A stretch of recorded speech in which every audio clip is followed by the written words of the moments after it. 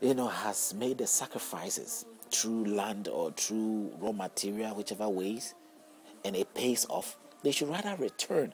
But whatever they get, when they return it back, they sell it to you even twice or three times the amount they are supposed to sell for you. So eventually, even if it's coming as a 8, you end up paying 10 times more. Because there are other things that you may buy that they've put all the profit on it in terms of what they've given you as 8. Because they have produced something out of what they took from you. They bought something and they pay something later for it.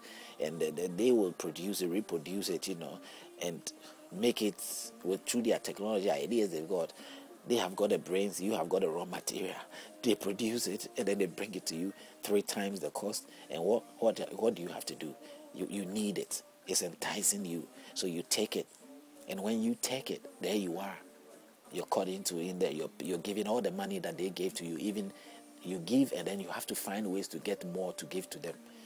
Because if you had 10,000 from them as a result of the raw materials they took, they have refined all that raw material, made something out of it, and they are selling the thing back to you. Let's say 3 times the cost that they paid to you. So it's going to be 30,000. And you want the item, so you pay the 30,000. How do you pay 30,000? You already have 10,000. So how are you going to pay the 30,000? And even the 10,000, you've even spent some of it. So you say, I'll borrow it. So you borrow the item, you give them their money, all their money back, and then you owe them about 20 or 3/4 of the amount. And then you have to be paying gradually. How are you going to pay that? Are you going to pay that from what? You have no choice of how much your item should be sold to them. They make decisions of what amount the thing should be sold. So eventually you always end up becoming poorer and poorer, unless individuals who come through some means to survive. So people have to run and find ways to survive in the rich lands. Whether you have no choice, sometimes through means that you may lose your life, but you have to do it. If it means lying, you will lie to go through, because what else? And in fact, lying is not avoidable. It's something which is a must. You have to lie to go through, because the system is such a way that you can meet the target. Maybe 1 or 2 people don't have to necessarily lie or make up some flimsy excuse, but most people have to get the way through. And some people genuinely are even saying the truth, but hey, it doesn't matter. They have to go through some sacrifices, either you're losing your life or you're lying. It is not easy, but we can point finger at something. We can blame something for that.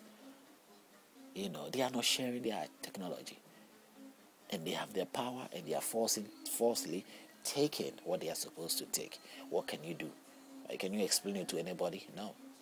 So if you find yourself in a rich country where you settle in there, you find ways to live, you find ways to survive. Nobody knows entirely what is going on, because nobody has the eyes in the skies to sort of watch the global issue, except a few people who sort of analyze things like I'm doing or something like that, and they have a picture of what it is that goes on, But most people don't. As long as at his end he's able to put something on the table, that's it. He can't point finger at anybody in a general sense, like I'm trying to do here. But at the end of the day, this is also bring the anger. This also have brought the violence, because people are hurting. Sometimes they don't even know why they are suffering. They don't even know why they are hurting.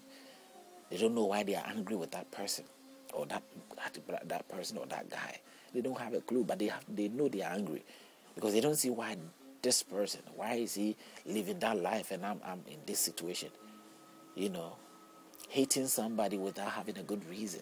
You just hate the person because of the status or what the person is.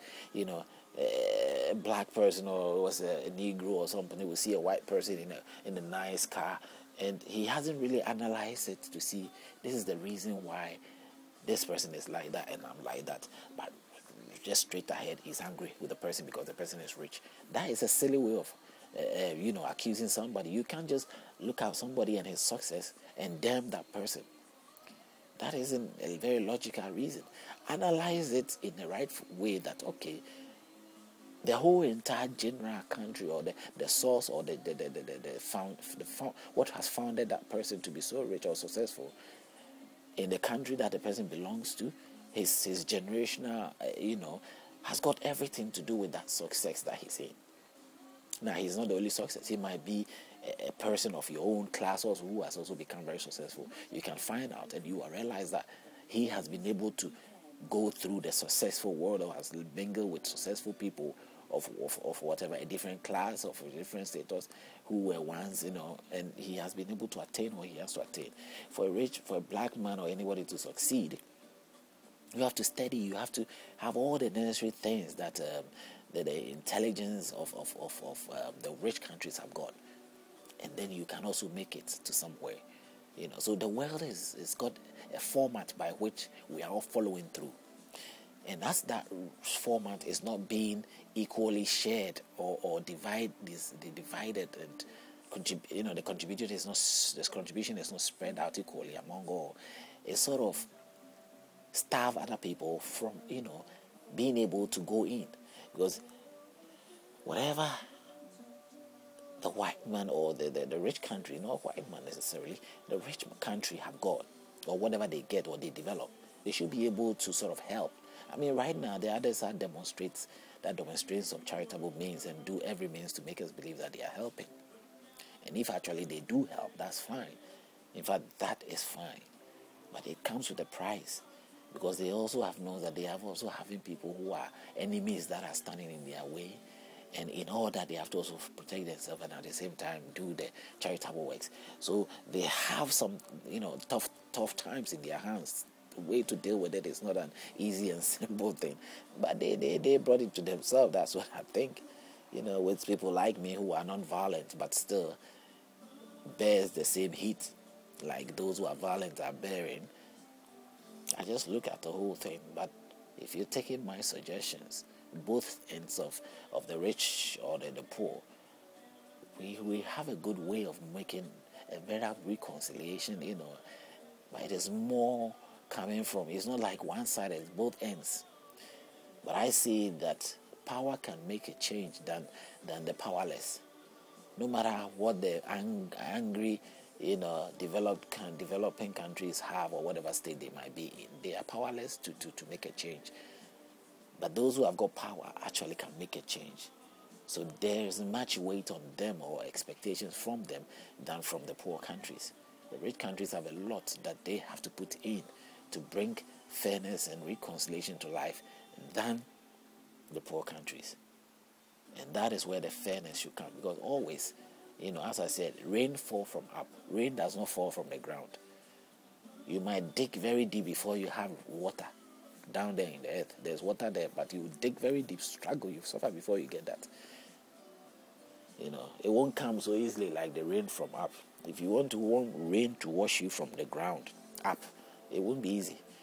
But to wash you from up there, of course, because in your even normal life, always things from up that comes down. You wash from up down. So issues that easily can be tackled, that the easy way of tackling things should come from that above. So the rich, the powerful, the successful people, those on top, the leaders, they are the leaders. Answers come from there, which will resolve the issue more than those who are from the grassroots, who are insignificant in so many ways. So at the end of the day, whatever I talk, it is all peace. But religion plays a very good role. Culture played a very good role. Whatever culture that we had at that time, that we held on to, we cannot go back to it. There is no point of going back to it. It is the same thing, as I said, it's the same thing that has gone on. They have changed the format, and that has inspired people to do what they do.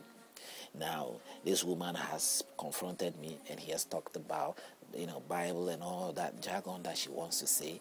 Now, maybe she might know. She looks like a bit educated. She should be able to know that this is it. Maybe she didn't take time to read to understand those things or check the background of these things. But whichever way she's responsible to check these things out. That is, if you want to go out there and debate and make your religion established as the true religion. It is not her religion, but she has claimed it to be hers. So I give it to her to be hers. But if she will listen to me carefully, that of what I present to her, in every way, my effort is to save her from being captive or from